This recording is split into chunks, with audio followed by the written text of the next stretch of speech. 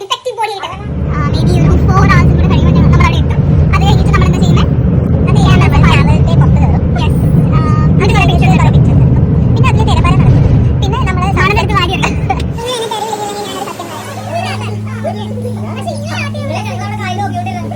ഇവിടെ ഉണ്ടായിരുന്നോ? കണ്ടില്ലല്ലോ.